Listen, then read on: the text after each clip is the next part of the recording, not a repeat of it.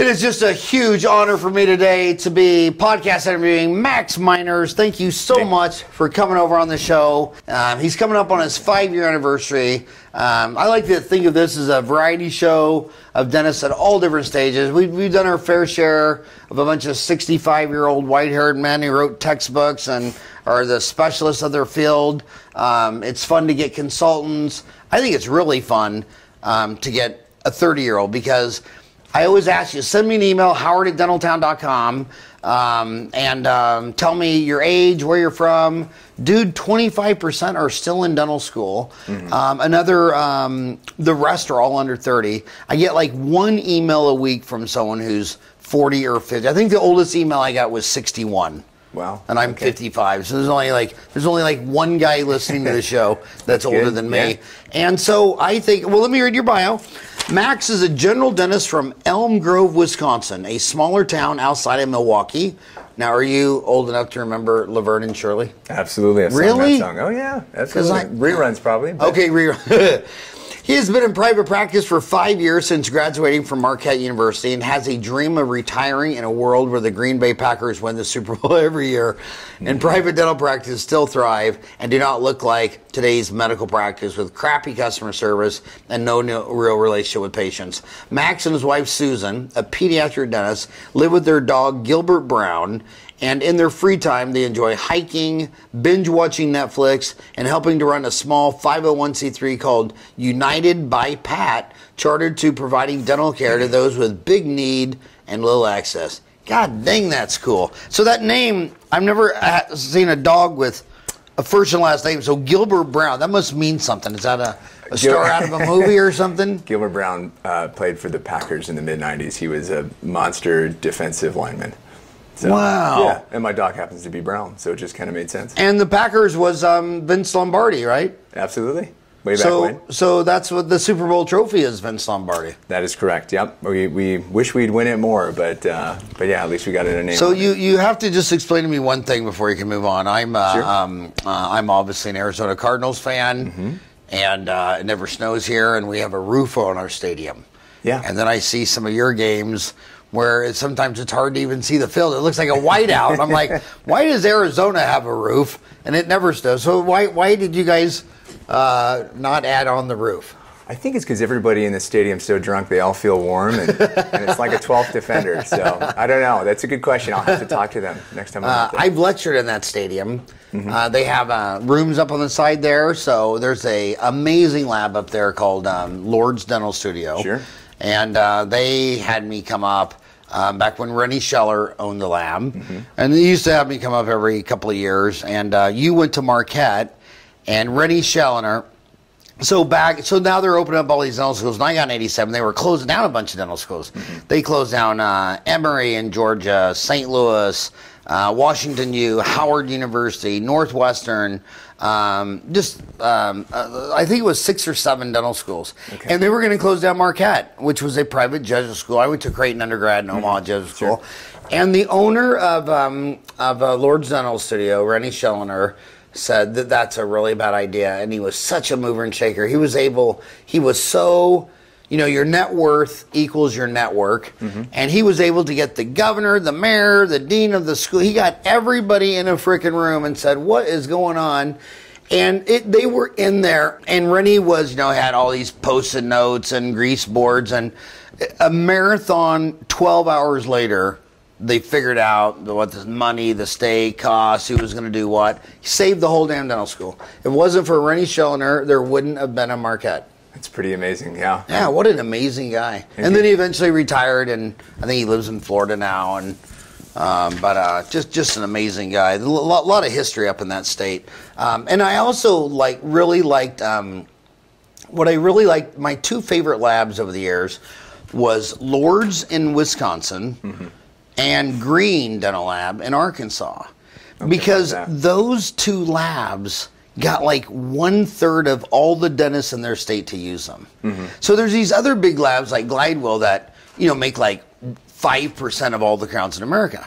But they're spread out all over the United States. Nobody got the density, and they got that density for like saving the dental school. It was they were totally connected in their backyard. Sure. They put on online CE, and they said, you know, we don't need to go to Indiana and Texas and Kansas. You know, we just want to concentrate in our backyard. And Lord's knows, so they always had hands-on courses, online CE courses, and I always try to carry on that.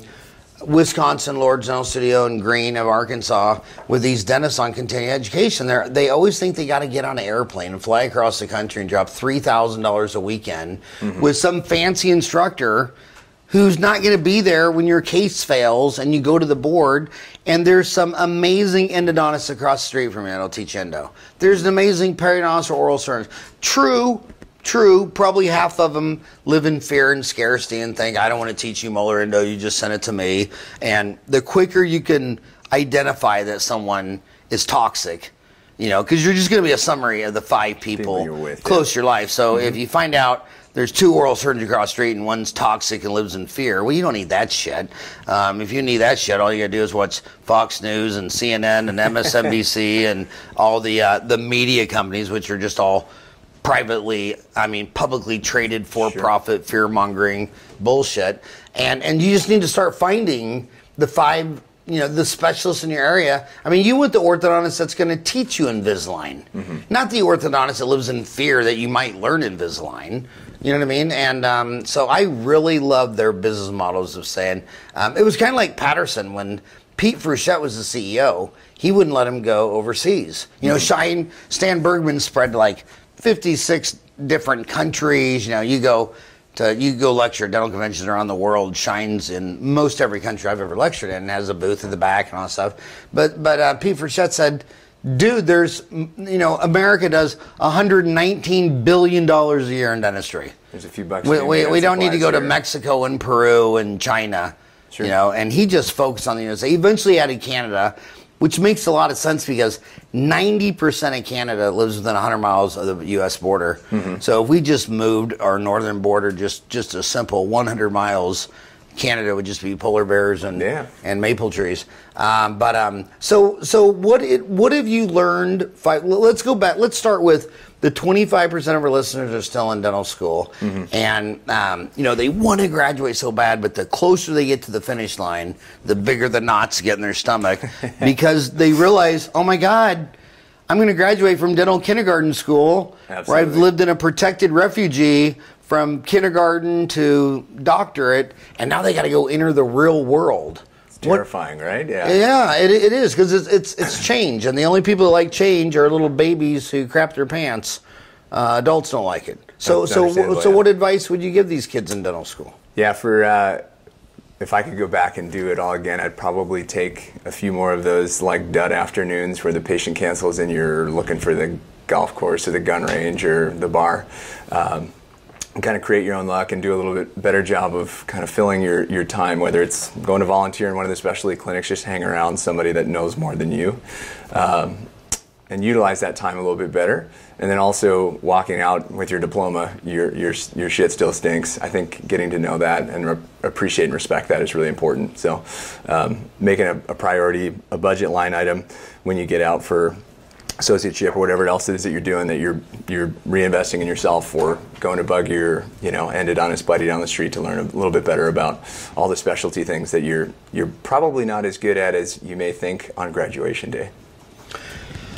Yeah, I think it takes 5 years after graduation to realize that you suck. A lot of kids come out and they went to Jamaica and placed like 50 implants on a weekend. Yeah. But they never saw the patient again. They don't know what the hell happened to them. And so they come out and they start doing all this, placing all these implants and doing all this. And it takes a year or two to realize this fillings fell out, it debonded, the implant failed. It takes 5 years to find out that you actually don't walk on water. Your shit does stink. And then you have to either commit to continue education the rest of your life. That's why I'm against dental therapists, because the reason I'm against dental therapists is that when you're a fully trained doctor, you barely know what's going on. Sure. And you need 5 years and about 500 hours of CE just to get average. average. So then someone's saying, oh, well, you don't need a full doctor, you need a half doctor. Yeah. And it's always somebody. It's always that. It's always that hypocritical stuff. Like Bill and Hillary Clinton were massively against private vouchers for private school and said no, public education only. First question: well, where does your only child go? Oh, private school. Yeah. And then you say to these people that want dental therapists, say, well, if your tooth broke, would you want to go to a half doctor? Oh no, I'd want to find the best dentist in Scottsdale, Beverly Hills, Key Biscayne. I'd want the best of the. Oh, okay, so you want the best of the best for yourself, but for the little people, a half doctor will work fine for them. It's kind of amazing how good we are at dictating other people's lives for them. Whether it's you get the half doctor, but I'm taking the full one, because I've never known anybody to do the half-ass thing for themselves, whether it was their ass on the line. So you make a valid point. I think that the dental therapy programs are well-intentioned, but definitely aren't going to work too terribly well in practice. Well, the bottom line is they missed the whole point. If you want kids to go back to a town of 5,000, you got to get the kids from the 5,000. That's what Jack Dillenberg found out. He said, you know why the kids don't go back to the Indian Reservation? Because none of the kids came from the Indian Reservation. And you know why none of the Navajos got in dental school? Because you're fixated on this DAT score that measures algebra and trigonometry and all this bullshit that you don't even need when you're a dentist. And Jack came out there and said, you know what? We got Indian Reservations with no Indian dentists on it. We got small town rural. And he just, he was the first dean to say, no, we're going to accept kids from the Navajo Indian Reservation. I don't give a shit what their GPA is. What are you saying, that the Navajos should not have a Navajo dentist because that's better than having a Navajo dentist who's not good in algebra? I mean, how stupid is that? And then the same thing. There's a mine up there in northern Arizona that we stopped by and talked to them. And I said, "What is your biggest problem to growth?" He goes, "Well, we can't get any engineers up here." I said, "Why?" Because they said because the kids that apply from this town don't get accepted to ASU. You know who gets accepted to ASU? All the kids from Phoenix who got 4.0s on math and chemistry and geometry and trig, and those kids stay in Phoenix. So if you want to support rural, if you want to support Indian reservations, not creating half-doctor therapists, because if that half-doctor came from Scottsdale, well, they sure as shit ain't going to some rural farm. They're not going to get in a canoe and go out into the backwoods of the Yukon and Alaska to work on Eskimos like your little fantasy world things. If you want some kid to practice in the Yukon and by the Bering Sea, well, you better find an Eskimo that from there that wants to come. And so they completely missed the boat. But what did you do right when you graduate? When you graduated, what was your first move? Oh man, that was private practice. So my mother's a dentist, full-time mom, part-time dentist. Your mom's a dentist? Yeah, one of those ladies. That is so cool. And you married a dentist. Yes, there's probably a lot of weird things. You know, Mark Zuckerberg's dad is a dentist. Yeah. And he's married to a female MD psychiatrist. And Mark Zuckerberg, I just thought it was so cute that he married a female MD. Oh, I did not know that. And your mom, is she like a role model idol? Oh, absolutely, yeah. And then you went out and found your mom a role model idol, and you married a female pediatric dentist. That is so damn cool. Yeah. So I'm a pretty blessed guy and surrounded by lady dentists. So strong women dentists. My wife is the boss, that is for sure. I'm a smart guy in that regard. Now, when she gets mad at you, does she make you drink silver diamine fluoride? She paints it on and lets it stain. Yeah, exactly. You're going to work like this. Your mom rinsed your mouth out with soap, and now your wife's doing it with silver diamine fluoride. Well, it's the 2018 kind of punishment, I suppose, right? So when you graduated, you went and worked for your mom? For her and about 3 or 4 other dentists at the same time. It was kind of cobbled together a full-time. In the same town? Ish. I was probably at the worst driving about like an hour and a half. So you were born in Elm Grove? In a town that's kind of a mouthful. It's called Wauwatosa. Wauwatosa? Wauwatosa, Wauwatosa. Wauwatosa? Yeah. Wauwatosa? Is that the town right next to Halitosa? That's a good question. I'll have to look at the map when I get home. Yeah. So you were born in Wauwatosa? Yes, sir. And your mom practices there? In Elm Grove. In Elm Grove. So you wouldn't practice. You wouldn't work what, a day or two a week for her, Day then two some a other. week, yeah. Day two with the other guy. Day two with the guy down the street. It was kind of a mess for a while. And then how long did you do that? A couple of years, until the practice that I wanted to be in, the one that my mother had started, had kind of grown up to a place where I could kind of resign from those mini associateships. And now I'm there full time. It's fantastic. And is your mom there full time too? She retired a couple years ago. Now, how old is she? She is, I'm probably not supposed to share this, but she's a little bit older than you. And why is it that, I'll tell anybody my age, men will always tell you their age, and they'll always show you their scar. Sure. And a woman never tells her age. I mean, if men gave babies and had stretch marks, they'd show you. I mean, it's like when you meet a vegan. You know, they always have to let you know they're a vegan within 3 minutes. Men love to show their scars. Mm-hmm. Proud of their age. But anyway, so she retired. She retired. So now, are you solo in there now? Got a partner recently, which has been kind of an interesting and new and really fun development, and we mutually have a part-time associate as well. So you sold him half? I did, yeah. Or did you just buy half of your mom's and she sold the other half to him? No, bought the whole thing, sold half to the new guy. Okay, so let's talk about that because some people say, well, you know, when you get married, you have great sex, and you share a dog named Gilbert Brown, and you holidays and weekends, and that fails half the time. Absolutely. So now you married. Is he a male? He is a male. Do you guys have we great don't have sex? great sex. He's got great hair, so I mean, I thought about it, but no. We have a pretty nice clinical and business partnership, mostly because the areas where I know that I'm most efficient, he's really strong, and vice versa. So where you're efficient and strong, he's maybe not so well. So you have competing skills. So complementing skills. We have complementing skills. So yeah. So what is Max Meinerz complementary? What are your skills? Yeah, I know a ton of really shitty jokes. I do like to get a little bit more into the blood and guts, so the extractions, surgery, implants, doing that kind of stuff is that's really fun to me. That's the kind of stuff that makes Kyle, my partner's, hair. Now, when you say blood and guts, does that include endo? Not so much on the endo. That's his thing. So what's his name? Kyle. Kyle. Mm-hmm. So Kyle likes endo. Mm-hmm. And what else? Cosmetics is also his thing. You could. If I had to pass in every veneer case where there's maybe a middle-aged divorcee that wants to look 20 years younger and more beautiful, I just can't do it. There's this guy up the street from me that has his fellowship in the Academy of Cosmetic Dentistry and all this stuff, and every crazy batshit woman, crazy eye that wants all these veneers and everything, I just listen to her long enough where I can interrupt and refer to this guy up the street, and then he always thanks me for it. And I was like, that is so damn cool. That is kind of cool. That I'd rather work at Taco Bell than treat that woman, and you're sending me a thank you card. Yeah.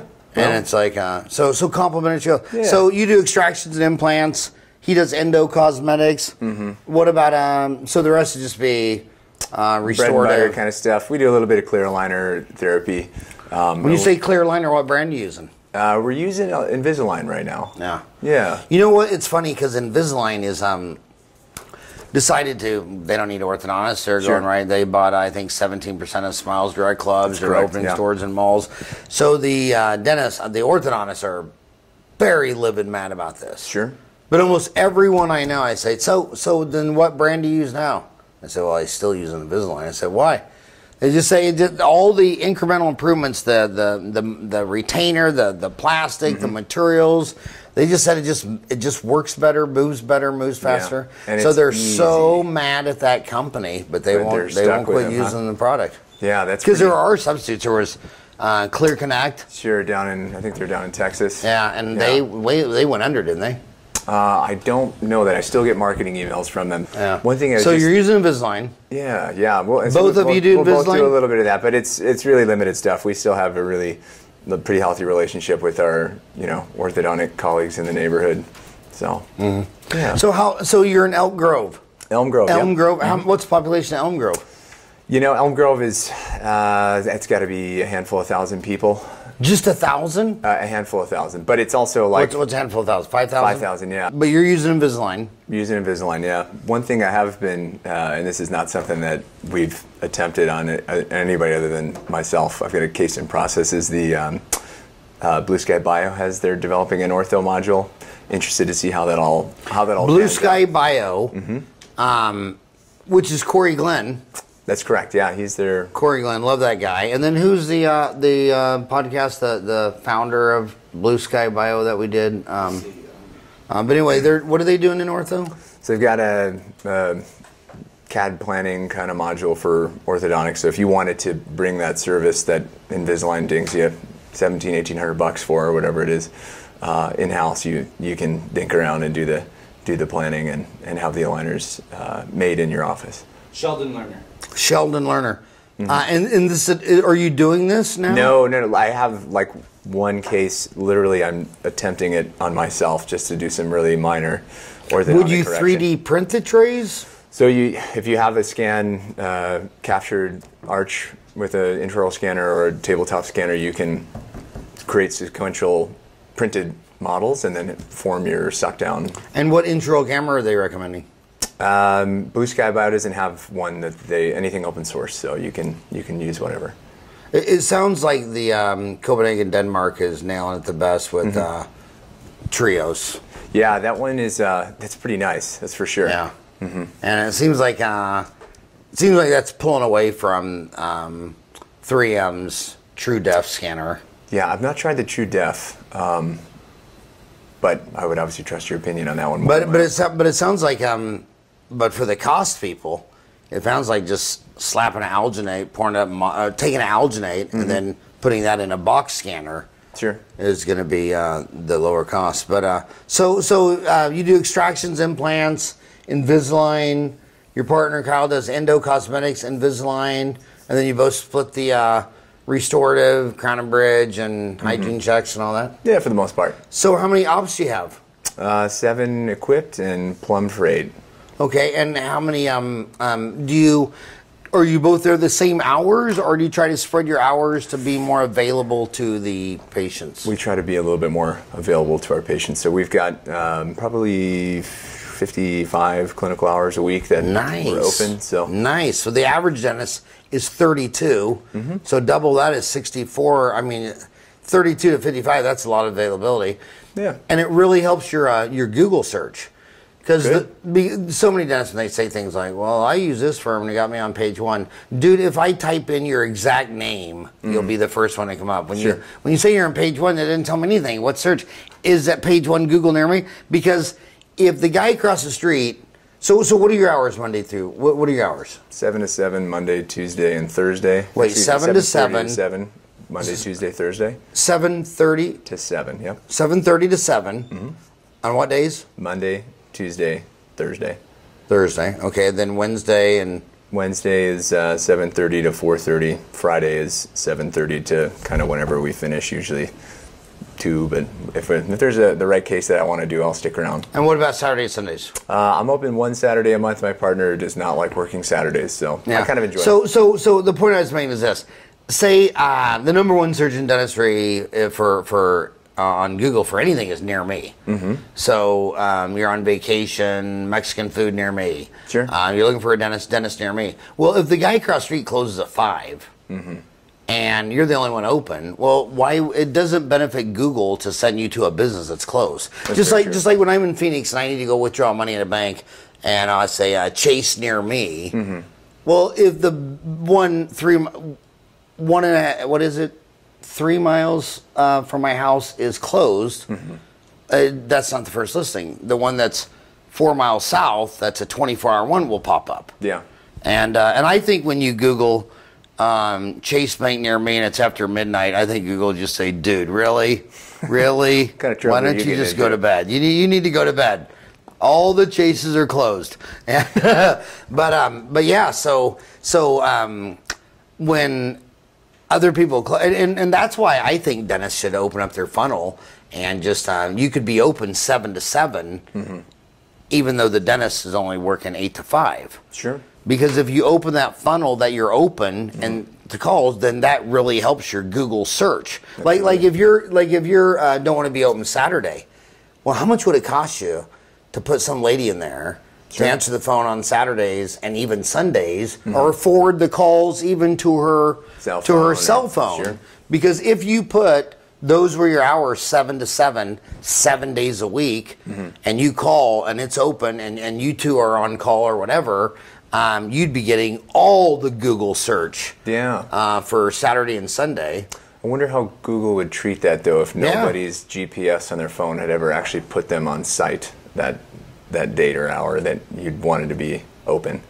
Well, you could pay her to go sit in the office. Sure. Yeah. I mean, if you're hung up on that, then just say, "Oh, I'll pay you," but you're get something done. Yeah, and you got to, because that's again, and then I also think the craziest thing about all these SEO people is that they always tell you how Google works, and they know everything about Google, and it's like, okay, and you're in the Holiday Inn and you know everything about Google. Well, why don't you go tell Bing how Google works? Because they'll pay you $1 billion cash if you can fucking tell them how Google works. Bing worthwhile? Because Microsoft, which owns LinkedIn, Word, Excel, I mean Microsoft. What I love about Microsoft, it was in the last bubble, 94 to 2000. It was Microsoft and Intel and Dell and Cisco, and then everything crashed. Now they're back in the second bubble thing. But look at Microsoft. They have 7 sources of revenue.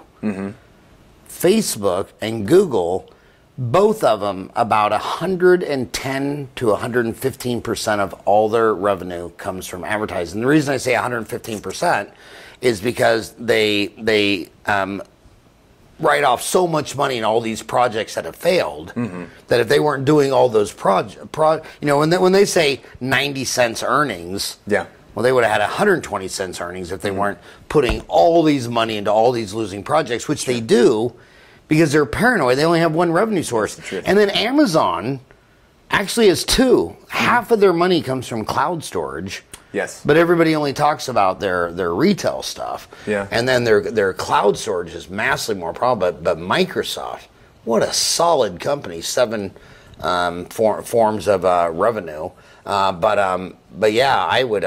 So the point that I was making is that anybody who tells you they understand SEO is completely full of shit, because if Bill Gates actually thought you actually knew what you were talking about, they'd pay you any freaking amount of money possible to go get some of Google's market. And Google does look like its heyday's over, because it's really weird. On the desktop, everybody uses them, but on mobile, people are on the number of Google searches on mobile has been drifting downwards for. Yeah. And what's replacing them? Other apps. Sure. Voice. Siri. And Alexa. Amazon. I think Amazon has 70% of the voice search now. Really? That's 70% of the voice search. Yeah. Well, and they're have you been at anybody's home yet where they said, "Hey Alexa"? Have you? Yeah. Oh, yeah. Do you have it in your house? I don't. Partially because I'm always like about 2 steps behind the curve when it comes to technology. But my brother he's the tech nerd. He's a big Google guy. He's got the Google Home and he swears by it. But I want to go back to your partnership, because I was talking to this one lawyer who says, you know what?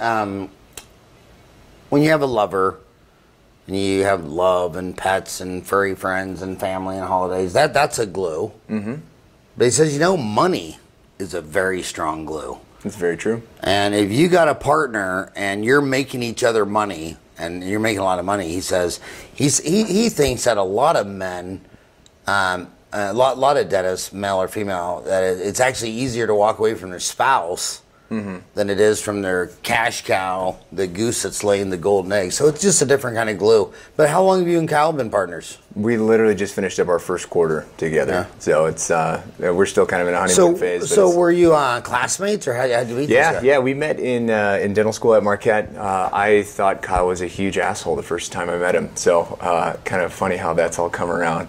But yeah, it's we trained together. He's been my dentist since I graduated and Mom hung it up. So I know he's a fantastic clinician. That was the easy part. We have a lot of fun, on the weekends hanging out as well. So really good buds. But yeah, it's been a very fruitful partnership so far, and very pleasant to have somebody you can trust. No, is your dad a dentist too? No, he's not weird enough to be a dentist. So he's in business, packaging, chemical, and food. Wow, that is so amazing. So, what do you think your secrets have been out of school? Has continuing education been a part of your success? Would you say you've taken a lot of CE, average, less than average? Probably the bare legal minimum. No, way more than that. I would say I'm slightly above average when it comes to the amount of CE credits that I tackle. A lot more of it being now online, so using like a Dental Town's CE module, or Spear's got a pretty good digital kind of suite of services. Now, how much is Spears a year for their online CE? They ding you for it's like $150 a month, so whatever that is. That's the fee, $150 a month. Thereabouts. Yeah, I wanted to say it's $149 a month per. Well, see, first you said it was $150. Now you're saying it's $149. Make up your mind. Okay, well, $149 and a half. $149. So that's $1,788 a year. Yeah. Which is $149 times 12. Mm-hmm. And now, does that put you in a meet in the flesh study club, or is this just totally? That is just like Max is hanging out in his underwear watching a video on the Apple TV or something. Yeah, Apple TV. Yeah. So you're doing, and that's Spear Education. Mm-hmm. We've had Imtiaz Manji on the show. We've had Samir Puri on the show. That's just right down the street, right? Yeah, they're right up the street. Well, they're in the rich section of Scottsdale. I'm in the poor, born in the barn, trailer trash section called Phoenix. And so that's so you said Spear Ed and Dental Town online CE. Mm-hmm. Yep. So tell me what your honest thoughts are of the Dental Town online CE. Dental Town has got a ton of content, which I really like, and there's a lot of diverse thought. Whereas you're in the Spear, camp if you're using their product, understandably so. So I like being able to, search and check out a bunch of different kind of avenues on Dental Town. I will say they've kind of dummy-proofed it at Spear, where it's like this is your pathway, so course A leads to B to C. So that's really helpful when you're trying to kind of, if you want to learn that one thing, Spear's got a pretty... And what is that one thing with Spear? Well, obviously they're pretty good at occlusion. I do think Spear also has a really nice, business management, culture promotion. Let's back up to occlusion. Your wife is a pediatric dentist. Sure, yeah. I think the only controversy they have among their group, is she your same class, same age, 35 years out in May? Yeah. It seems like the only controversy they have is silver diamine fluoride. Mm-hmm. Some dentists, like we got a silver diamine fluoride rock star here in Phoenix, Jeanette McLean. Sure. Hell, the New York Times did a cover story on her. It's like, amazing. Loves it, swears by it, whatever. Some of the other people think they're not big fans of it. Turns tooth black. They don't think it kills everything, blah, blah, blah. But when you go to endo, I can't even think of a controversy among endodontists. I mean, they're just so homogenous. Oral surgeons, and they hardly disagree. But when you go to occlusion, sure, holy shit. Yeah, it's pretty wild. It's like okay, what is your? Well, I'm Judaism, I'm Islam, I'm Confucius, I'm Buddhist. I mean, it's like so. Why do you agree that that's the way it kind of is? Very much the case, and I also think whether it comes to occlusal dysfunction, your outcomes, everybody's working on some sliding scale of, man, this TMJ joints are really rocking sore.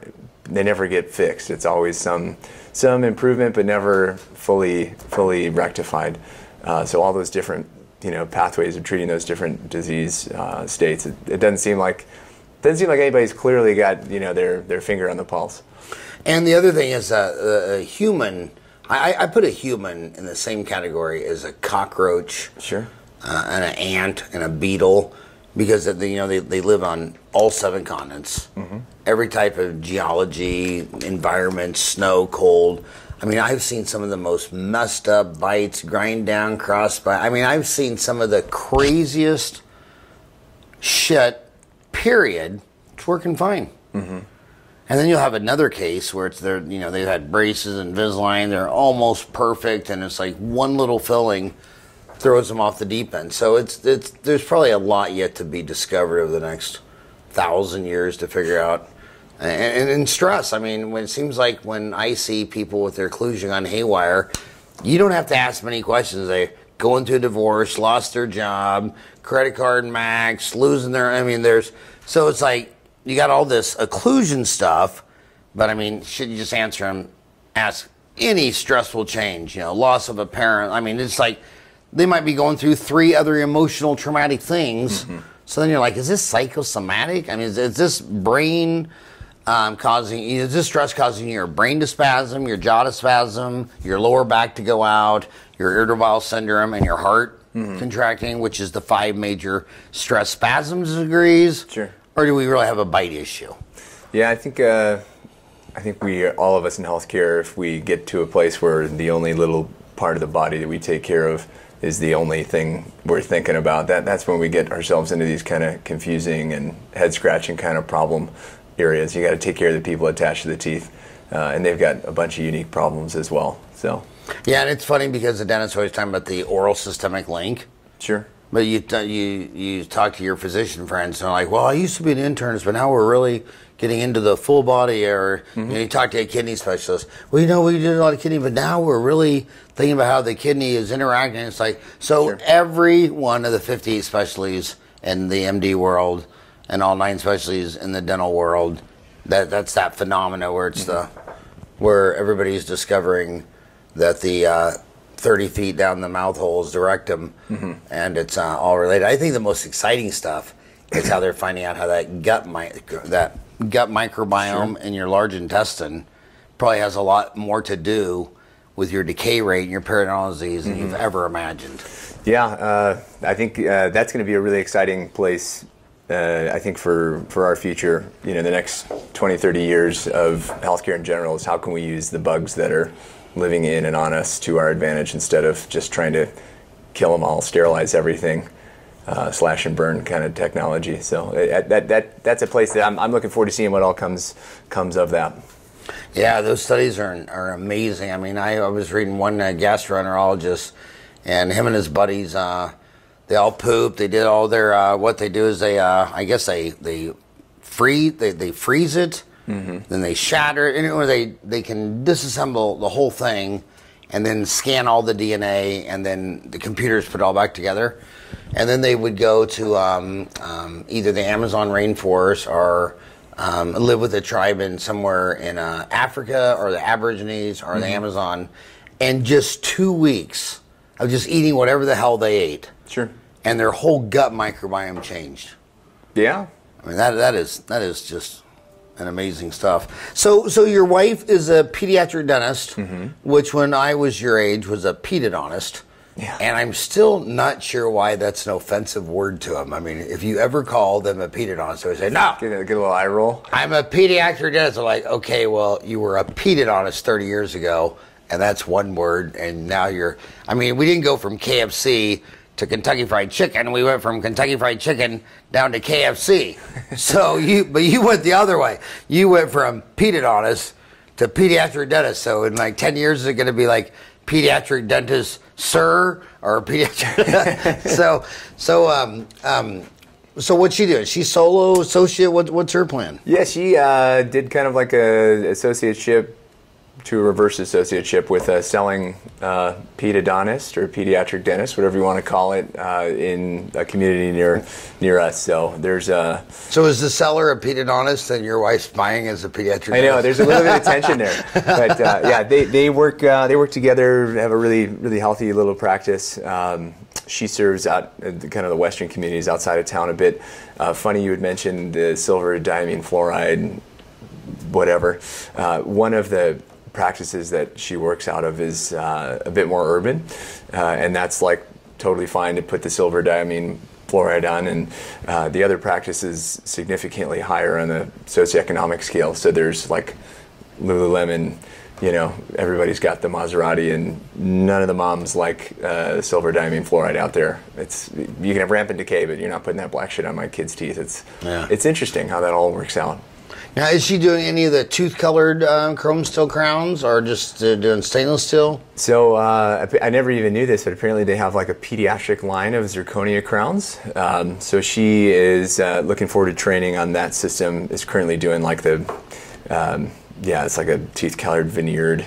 Do you know the name of that company? I don't recall the name of either of those companies. There's one out of Houston. Okay, what's it called? I forgot. What is it? Houston what? It's a white pediatric dental crowns instead of chrome stainless steel crowns. It's a white. New Smile Pediatric Crowns. New Smiles might be. New Smiles. Yeah. Good job. And your brain hasn't calcified yet, so you still you still can recall memory. So did you guys meet in dental school or undergrad? We met in undergrad in Bob Fitz's physiology class. So she was the cute girl sitting 4 or 5 seats to my left. So I think we were talking about hormones that day or something like that. So that was an undergrad? Where was undergrad? Marquette University. Marquette? Townie, so you went undergrad? In your what, townie? I'm like a townie, the guy that grew up and stayed in the same little town his whole life. Okay. Yeah. And so you met in undergrad. Yeah. And then then you went to dental school together. And then when did you get married? We got married let's see, we would have graduated in May and got married in September. So you waited till after you graduated? Yeah, I just on principle, I think there's something about when you're not actually earning an income, you probably shouldn't have a spouse that you're... And did she change your last name to yours, or is she keeping her name the same as her diploma? Story, yeah. So she graduated as Susan Angel. So Angel. Susan Angel? Angel Pediatric Dentistry. It's almost like a joke, right? It's great marketing. But she graduated as an Angel. We got married. She changed her name and did all the paperwork and stuff.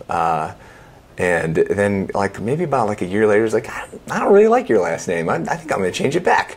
So she's right now in the process of going from Susan Meinerz back to Susan Angel, which I could really care less about. Well, you know, I was always really sensitive to sexism because I grew up with 5 sisters. Sure. And Mom would let me swim in the river. We grew up probably, I don't know, 100, not even 100 yards, maybe 50 yards from the Arkansas River. I could swim in it, but my sisters couldn't stand 10 feet from the edge. I was putting jeans with patches. They were putting dresses. They got in trouble if it was soiled. If they were not on the yard when the street light came on, they could be grounded for weeks. If I was playing at your house and decided to crash there, and you know, back then you didn't even call it and tell your mom and came home the next day, no one even left an eyebrow. Sure. So when I got married and I had these 4 kids, I thought it was pretty weird that they wouldn't have their last name. So all 4 of my boys have their mom's maiden name. So they're all their middle names are Wells. Oh, very cool. And I thought that was better than a hyphen, and you know they're just, and they're the only 4 Wells Farrans. And well, women just have a horrible history. I mean, they not as horrible as Native American Indians or slavery, but my God, we still never had a woman president. I think right now in the Fortune 500, there's only 5 women there. And I can distinctly remember 1979 when Margaret Thatcher won. Sure. I remember my dad and all of his friends, which were devout Catholics, went to Mass every day, and just really great guys. Yeah.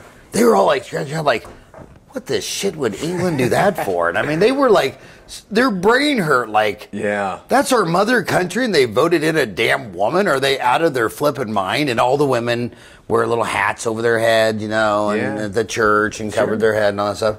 So yeah, I'm really proud that my president of my company, Lori Zlowski, 20 years, woman. My office manager, Don, celebrates 17 years today, woman. The lady in charge of circulation, Dental Town, Marie, woman. Director of sales for advertising, Dental Town, Mary Lou, woman. I mean, I've always been very sensitive to that. The last place that's ever going to have a woman in a position of power is probably the government, because they never get shit done anyway. So it's probably best that companies like yours are letting women take roles of influence, power, and leadership, because you're getting stuff done. So does your wife owns the whole practice though? She does. She's got a small team, solo owner. I think there's 5 people on her payroll. So. No associate down there. Does she look at your partnership and think I want that someday, or is she just like the solo thing? She is looking into partnership at some point. Yeah, I think we're both kind of. The fear associated with like, what do you do when your associate quits? That's going to be a real pain in the ass. Having somebody alongside you with skin in the game that you can get along with, to me makes a lot more sense. Sure, it's probably like maybe not great financially for me right now to give up some equity and some profit year over year, but I think it's going to be the right way to go, and I think Susan seems the same way on that whole train of thought. And I do think from marketing, Susan Angel, that's a hell. I mean, I could see someone going to Hollywood and cutting a demo, and her name is Sally Meinerz, and I could see someone in Hollywood saying, "No, we're going to make you Susie Angel." We call you Susie Angel, yeah. Yeah, I mean, it might sell a little bit that was better. one of my favorite Pink songs when she was writing that song about how they wanted her to be something else when she went to cutting her music, and she stuck to her guns. And the other one that I loved is who's that? Who sings "Don't Speak"? Who's Gwen Stefani, but that was when she was a part of No Doubt. Yeah, and they insisted that she get breast implants. Same thing with Pink. And these girls are, I'm not freaking doing that. I'm not mutilating my body for your entertainment. Yeah, for your entertainment. I think that is so cool. But if it was your wife's own baby with pediatric dentistry, I think one of the things that's really, when I meet people that are really pro silver diamine fluoride, I almost wonder. I don't really sense that they're really pro silver diamine fluoride. Mm-hmm. What I sense is they're really against taking 2-year-olds to the OR and putting them under sedation, because really good board certified pediatric dentists with really good MD anesthesiologists sometimes lose 2-year-olds. Yeah. And they would rather just paint black shit on the tooth every 6 months until you were in a safer zone. Yeah. And my granddaughter Emma running around here is 2. I mean that's a little baby. And I also noticed this: so lawyers and Wall Street are the ones that see through the bullshit the fastest. Mm-hmm. And the only 3 publicly traded dental companies on earth, 300 Smiles and Pacific Smiles in Australia, and Q&M in Singapore, as far as IV sedation to pull your wisdom teeth, they will not do IV sedation except for if you're between 17 and 65 ASA 1. Sure. Because their lawyers and their Wall Street people say everybody that goes down is not in that category, 16 and under and over 65. That's a sweet spot. If you're 17 to 65, you're ASA 1, no med history. Yeah. We're publicly traded. Because Southwest just had their first fatality today. Really? They've never had a fatality. Huh. And I guess the engine blew and a part flew through the window and killed someone. They haven't identified name. But what do you think Southwest Airlines is going to have to pay for one dead person? That I have no idea. Do you think it's going to be a little amount of money? It'll be, I'm sure, a lot of amount of money. Yeah, it should be a lot of money. And so the publicly traded, the only 3 publicly traded dental companies, you got to be over 17. So back to the pediatric dentist. Yeah. What the anesthesiologist says is that you're 30, I'm 55. Our oxygen saturation might go down a little bit, but man, when you're dealing with 6 and under, sometimes it'll just drop like a brick. Yeah, and I think one of my wife's biggest struggles too is parents surprisingly are like so quick to say, "Well, let's just go to the OR. I don't want Timmy to have a bad experience." It's like, what? You want to pump your kid full of drugs for, so they don't have to have a bad day at the dentist or whatever else? It's surprising to me how many parents don't recognize the gravity of that whole process and that whole situation. I'm really interested, though, I guess what you had said about those Wall Street and the lawyers kind of figuring out that these are the policies we're going to play within for IV sedation. That's probably the first time I think that corporate dentistry has ever really done anything good clinically for patients. That's a pretty strong statement. Now, you said I said you was very anti-DSO. Not necessarily anti-DSO, but it's just so infrequent that you hear about the way that a large, Wall Street backed, like that size practice, really making an advancement, because they're just CYA. Yeah, but that's not a bad thing. That's not a bad thing at all. It's saving lives. So yeah. So what do you when you talk about the business of dentistry and meshing ethics with metrics, trends with DSOs and corporate, what is your view on DSOs and corporate? I mean, when you walked out of Marquette, were a lot of your classmates grateful for DSOs because they're the only people hiring them, or was private practice there to hire everyone? I mean, do you feel like people went to DSOs because it was their only option, or do you feel like... I think it's about 50-50 went to DSOs versus private practice. And I do think that DSOs are serving a place in the market. There are probably more people who are pursuing dental care because they're open late on Saturdays. They maybe charge less for certain things, whatever it is. So I do think that that's good. There's more people getting their teeth fixed, which is important. And some of them have demographic advantages, like Rick Kirshner and Comfort Dental and Aspen. What I'm most proud about Aspen is, I mean, they purposely look for the poorest of the poor where there's no competition. Mm-hmm. And they said, man, we'll go into the trailer park, and we'll do well. But how many dentists say, oh no, I'm going to Beverly Hills, like out here. You go into, I lecture in these two dental schools all the time, and it's like 118% of the class wants to go to Scottsdale. Mm-hmm. And it's like, Aspen's like, we don't want to get near Scottsdale. That, yeah. Aspen's the one with the billboard down by Maricopa County, with a bunch of retired. So Aspen and Comfort Dental, they go where the others ain't. Yeah, but anyway, what's your thoughts on them? Well, it's of the classmates that I had that were working for a DSO. Very few of them still are. So I guess I can't speak to the experience day in, day out. I've never done it. But it just seems like they're having a lot of trouble keeping people in positions that they can thrive for a career there. So I'd be interested to see. So you're saying they have really high turnover?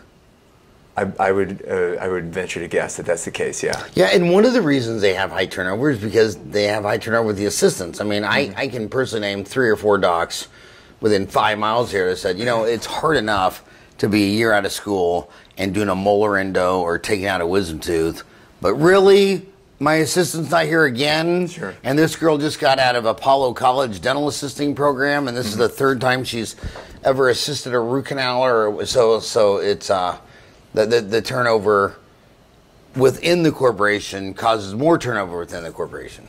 Yeah, it's definitely got a compounding effect when you're just kind of already... Compounded turnover, I like that. Yeah, but yeah, I think that there are some groups that are coming up that there's a stronger emphasis put on a dentist remaining at the helm, having a lot of decision-making autonomy. But I'd be willing to bet some of these practices, even if there is a dentist in the CEO, CFO position, it might be more of an entitled kind of situation.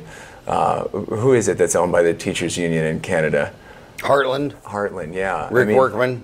Yeah, and I've never met Dr. Workman. I've got friends that work for Heartland that have some nice things to say about that group practice, but I find it difficult when an investment fund owns you. How do you keep the autonomy that all of us dentists are all kind of control freaks in some way, shape, or form? How do you do that? So I hope that that's not a trend that we continue to see, maybe slipping in the wrong direction toward our medical colleagues. Where you go to your MD physician, it sucks. Your MD hardly knows you. The lady at the front desk or the gentleman at the front desk that checks you in never makes eye contact with you when you're checking in. They don't care about anything. It's what does the insurance cover and this and that. So I hope that we don't end up that way, and I hope to retire in a world where dentistry is still a unique experience within healthcare, where medical is most definitely not. Well, yeah. I mean, one of the things that you might think at 25 to 35 is, like when the stock market from 93 to 2000, I mean, monkeys throwing darts, everything was going up. Mm-hmm. So everybody was a stockbroker. I had so many dentists tell me, I don't even know why I do dentists anymore. I mean, I'm better at picking stocks. Like, dude, when the market's splitting every 24 months. Everybody's amazing. The chimpanzees are good. But then on March of 2000, when it went from 5,800 to 1,500, you found out that, that how smart you weren't. You know what I mean? So a lot of people think linear. So a lot of people think, well, if DSOs went from 0 to 15% of the market in the last 10 years, then the next 10 years after that, it'll go 15 to 30, then 30 to 45, but it's always a pendulum. What goes up must come down unless you're going faster than the escape velocity of the planet, and then you can actually land on the moon. But if you're not going the escape velocity, what goes up comes down. So it's a lot of pendulum swinging. None of them could go public. They're not profitable. But the one thing I wish that the one thing I hope my podcast can break through is they're always going into the school saying, we're taking over, fee-for-service is dead, the sky is falling, build a bomb shelter, and so they just think it's inevitable. And what they don't realize, dude, when you're in dental school, if it's so inevitable, then you should be able to go to the graduating class that graduated 2 or 3 or 4 years before you, and they should all still be working there. But the turnover, so if this was the promised land and the golden years, then why did everybody go there and quit? So if you're in dental school and you're thinking, oh yeah, that's a ticket, man, I'm going to work for the big corporation, I'm going to be happy and live happily ever after. Okay, well, if that's true, then show me the evidence of all the people working there for 5, 10, 20 years and saying, hell, you'd have a lot better chance in the military. I mean, I cannot tell you how many dentists I meet in the Army, Navy, Air Force, the Marine Corps is done by the Navy.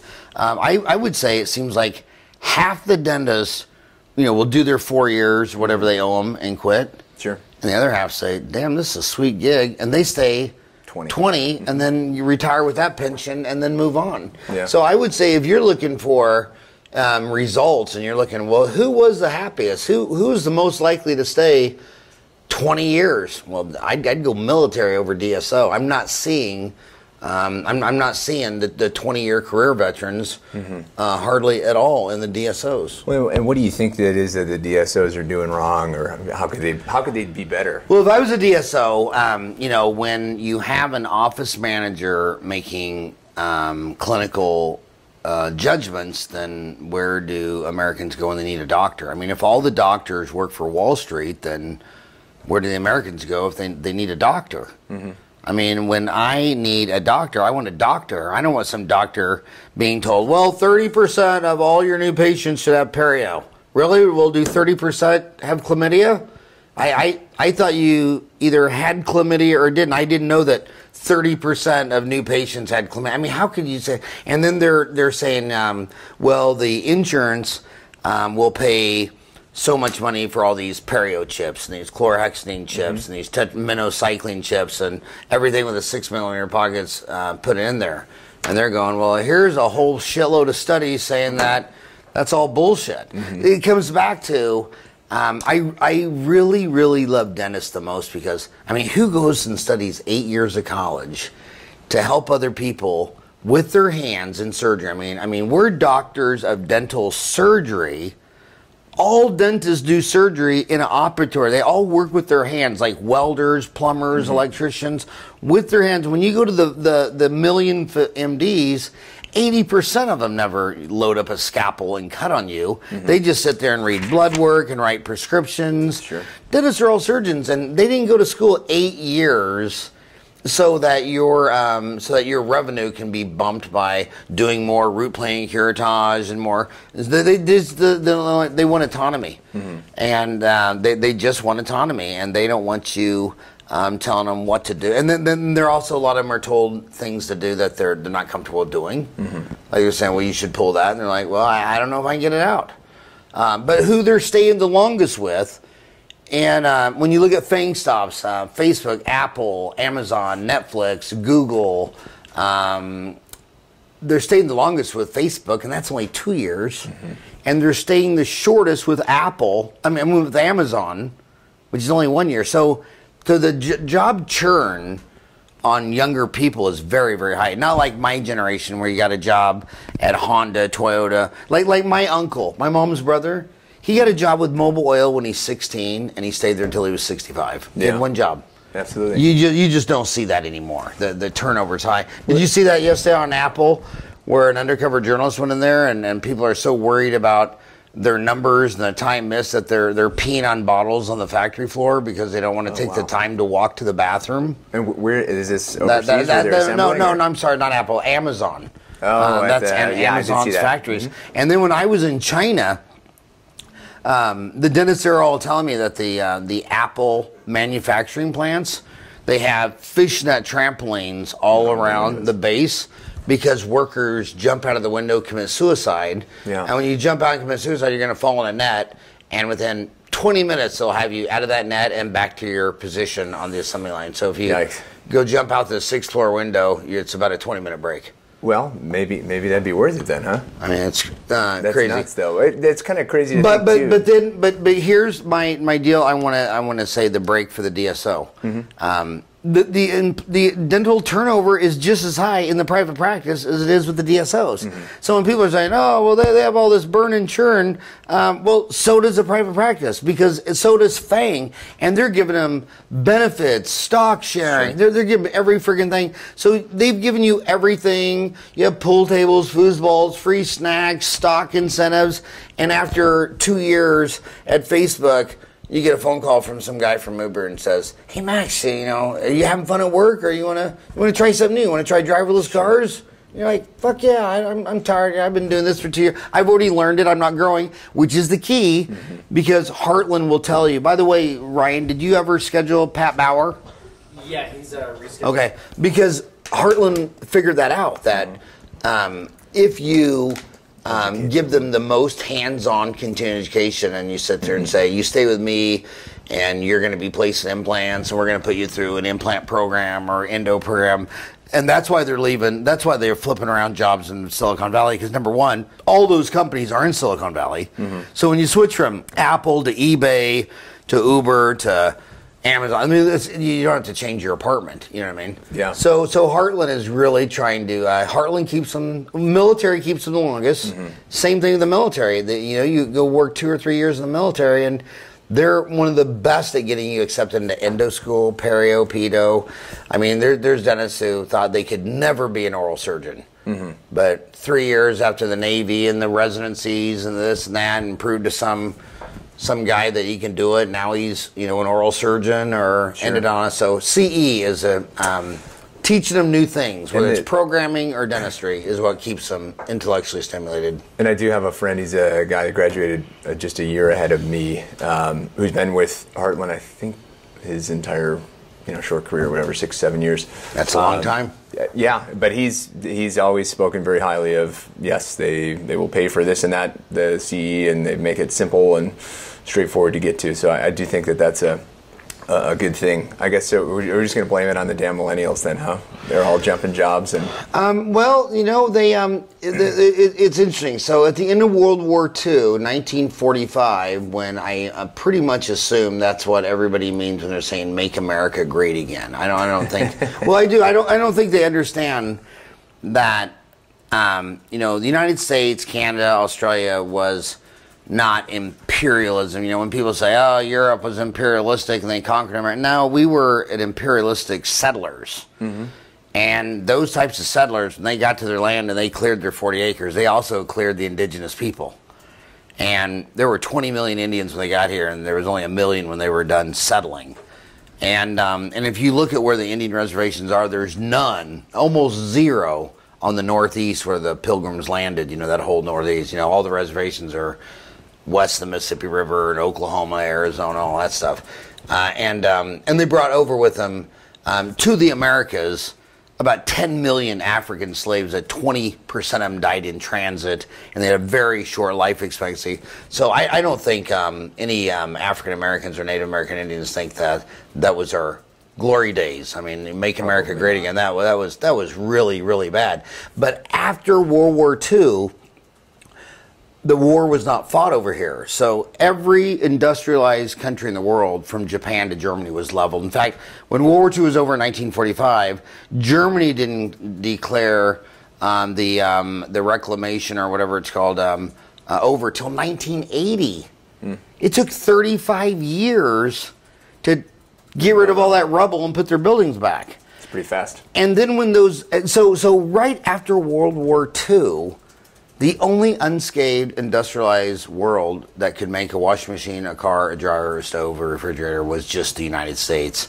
You had no imagine if we had a civil hamburger war in the United States and McDonald's blew up every single Wendy's, Carl's Jr.'s, In-N-Out Burger, Burger King, and at the end of this 4-year battle, the only hamburger store standing was McDonald's. What would that do for its sales? They'd probably do okay, and we'd all be really fat. And then when it got rebuilt, there were new players on the deal. There was China, there was India, there was Indonesia, there was all these countries. So after World War II, and we had the nuclear bomb, and it would take Russia until the early 50s before they got a nuclear bomb. So for 5-6 years, we were the only person. We were total power nuclear. We owned all exports. Right at the end of World War, for the next 5 years, America was half the global GDP. 50% of the world's GDP. Now you're back to a quarter. So you can't make America great again unless you go to war right now with Japan, South Korea, Germany, anybody who makes shit that's high quality. If you blew up all those factories, you would get all your manufacturing jobs back. So at the end of World War II, the average American girl is having 5 kids and getting married 16, 17 years old. Now they're getting married 10 years later, and they're not even having 2 kids. So to maintain the herd, you need 2.3. Japan's down to under 0.9. In fact, if you backed out immigration in Europe, all those countries are shrinking populations. Japan doesn't get any immigration.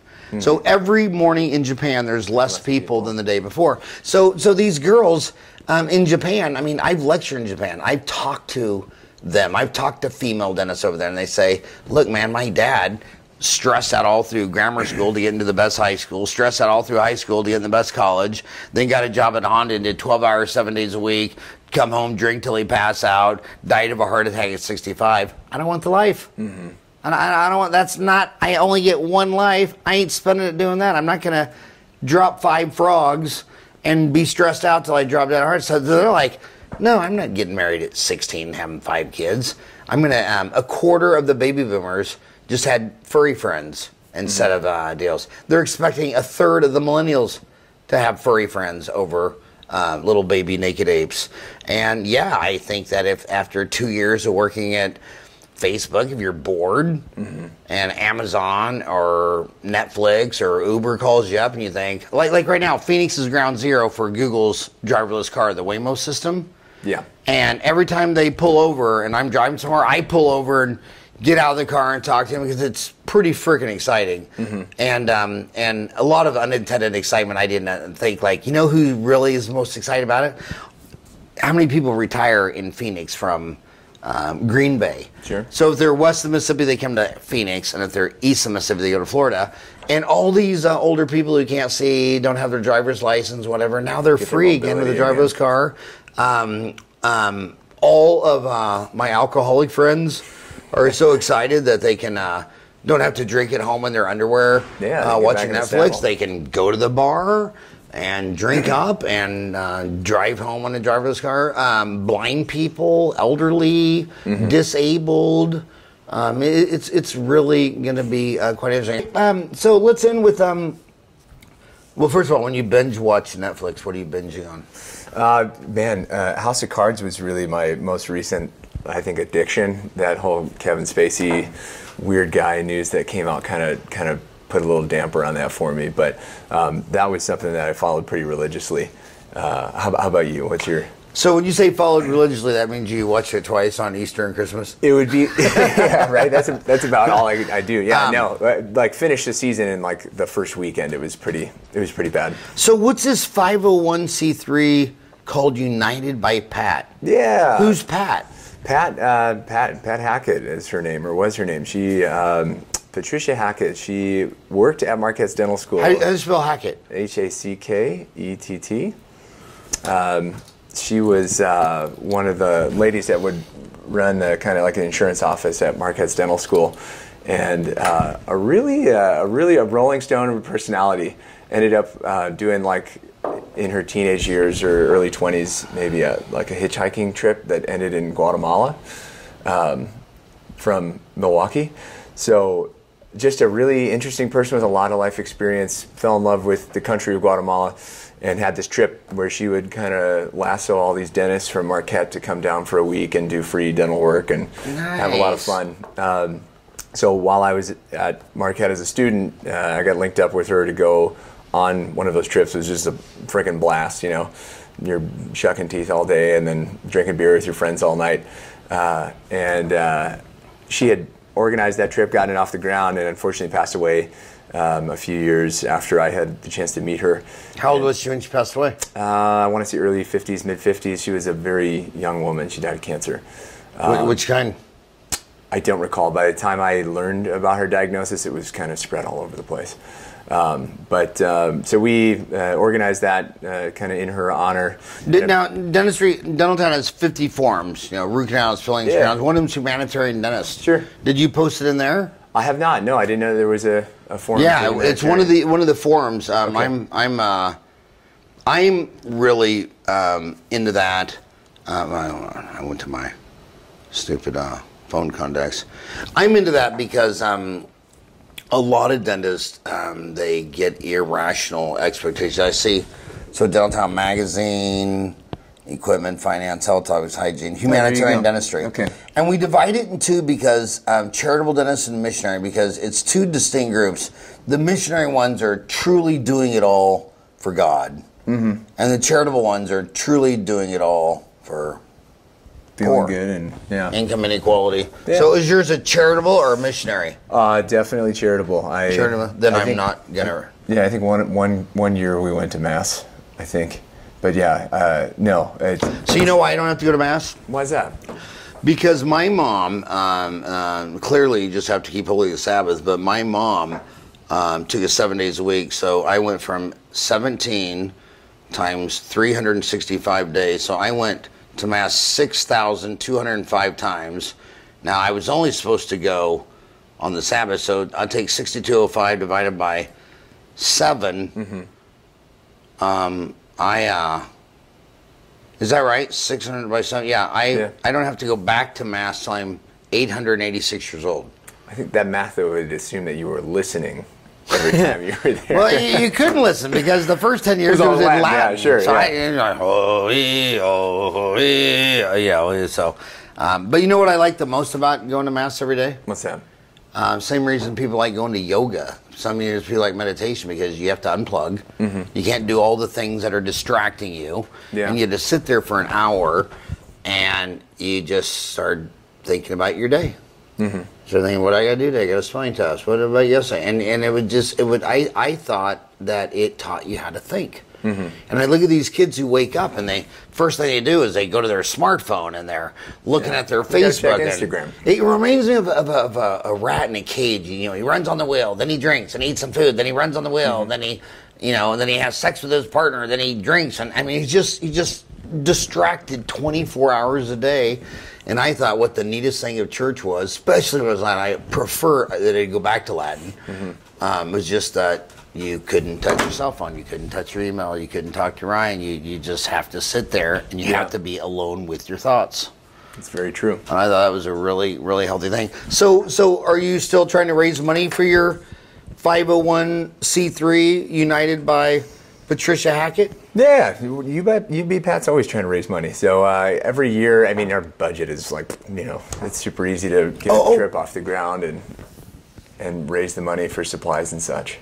But I didn't finish my thought on that. These dentists, they're all stressed out because they're trying to build $1 million practice. They're trying to pay off their student loan. They're trying to do all these things, and then you go with them to, work on an orphanage in Tanzania, Africa, or Chiapas, Mexico, and you get unplugged and you realize, okay, here's 5,000 Chiapan Indians that don't have running water, electricity, or sewage. Yeah. So what were you all stressed out about again? Yeah, it does. It does make you appreciate stuff. I'm really big into. So is Greg Stanley. So Greg Stanley is one of the most amazing dental consultants ever, and he's in North Scottsdale. He's been top tier for 30 years, and when he listens to these dentists, they're so irrational. He really pushes them to this one deal in Haiti, because Haiti is the poorest country in the Americas. And so he has a dental deal with them. And when he starts hearing just completely irrational expectations, irrational exuberance, just batshit crazy, he's had the most success for years by getting them to go do a missionary deal with Haiti, and it just kind of resets your clock. Absolutely. It's kind of like when we were little kids in school and we had to go, a couple times a year, you had to go to Catholic retreat. So Friday after school, instead of going home playing all weekend, you had to go over to the monastery and live with them till Sunday night, late at night. And what was so great about it, again, just unplugging from your everyday life and listening to motivational thoughts or other thoughts or whatever, just breaking the cycle. Yeah. And I think charitable dentistry, missionary dentistry, just how do you wake up every morning in the United States, Canada, Australia, New Zealand, Japan, South Korea, Western Europe, and think you're under all this damn stress? I mean, have you never seen Tanzania, Ethiopia, Syria? Have you never seen the poorest of the poor in Calcutta? That's the problem, though, is that a lot of people don't have the means to or make the time for travel, different experiences like that. And quite honestly, you turn on the news and how much of this stuff is even, you can't even really trust it, So you're not really learning much from those mainstream news sources per se. So it's really difficult to put yourself truly in another person's shoes without going to live it. And I do think that for all of its greatness, 2018 is just it's a busy time in history to be living. So unless you're intentional about making the time to live those experiences, it's easy to just get kind of in a rut and living your life and nose on the grindstone, and I think that's really unfortunate. Well, the news though, Americans never ever want to look in the mirror and blame the man in the mirror for any problem. So what they want to do is they want to blame everybody but themselves. And the bottom line with the news is no one will pay for it. So the only business model is to sell ads. So CNN, Fox News, MSNBC, all these companies are publicly traded for profit, and nobody will pay $10 a month for the New York Times, the Wall Street Journal, the Washington Post, the LA Times. So now you're down to journalism that's for sale. So you have your advertisers. I know that. When I started my magazine, I was a purist. And from 1945 to 1998, it was the Farran Report, and it was $10 an issue, no advertising. Sure. And I had like 4,000 dentists out of 125, and all the 125 dentists would say, well, look at these magazines. I mean, these guys, they're like NASCAR drivers. They just, these guys write for this company, these guys write for that company. And the most hysterical one I ever read was one of the magazines. They called them throwaway journals. Sure. One of the guys' article was actually the instruction sheet of the kit. If you actually had bought the $500 bonding kit, the frickin' article was the instruction sheet. And then I said, well, the Farran Report is no advertising. And all that. Had to go over, yeah. So it's like, well, would you pay $10 a month for the New York Times, the Wall Street Journal, the Washington Post? No. And then you say, oh, well, it's all fake news. Well, you. You get what you pay for. If you're not going to pay, they got to get revenue. So they're going to go out and sell ads, and they can't do journalism about how bad these companies behave if they're buying all the ads. Why do you think why do you think when you turn on the news, it's just one pharmaceutical pill after the other? Because if I'm Viagra and Cialis and I'm buying a commercial every hour, then you're not going to do a story that says, well, you know what, people in with erectile dysfunction and take Viagra and Cialis, they have a very high mortality rate because when your only goal of a species is to reproduce, have offspring, and your ding dong don't work. Yeah, it means you're not. Yeah, you're not very healthy. And Yeah. when they say ask your doctor if you're healthy enough for sex, you know, if you have to ask, you're not. So why are you not? Because you're smoking, you're drinking, you're an alcoholic, you're 50 pounds overweight, you don't ever exercise, and I'm just talking about me. Sure. And so they're not going to do stories that, you know, as soon as your ding dong starts working and you're on one of these pills, you ain't living very long. So everybody that's got shit they don't want out is buying all the ads, so they're never going to talk about that. So what are they going to talk about? Every one of these, you know, the Machiavellian principle, let's get a common enemy overseas. So let's talk about the terrorist. When last year in the United States, 50 people were killed by a television falling on them. There weren't 50 people killed by a terrorist. You had a better chance of being killed by a TV falling on you. So we're going to talk about Putin and terrorists and Kim Jong-sung, whatever June, whatever that guy is. And and it's not CNN and Fox News' fault because they're publicly traded. If they don't make a profit, they'll go bankrupt. It's the Americans who want their cake but don't want to pay for it. That's a very true statement. You know, so if you want journalism, open up your wallet and pay for a journalist. And if you don't want to, they don't want to subscribe to the newspaper. Oh, well, I'll just get it for free on my smartphone. You say, okay, well, that's fake news. Well, it's free. Yikes. I'd rather have free fake news than actually pay to have my local newspaper delivered on my driveway. Yeah, put the blinders on. It's easier that way. Yeah. So everybody's at fault except for me, you know. True. That was my Fact. favorite Michael Jackson song, Man in the Mirror. Yeah. You know what I mean? So, and the reason they always want to solve your problems is because they wouldn't even consider solving their own problems. Well, especially because I don't have any problems, right? But hey, seriously, I cannot believe you came out an hour. It's already been an hour and a half.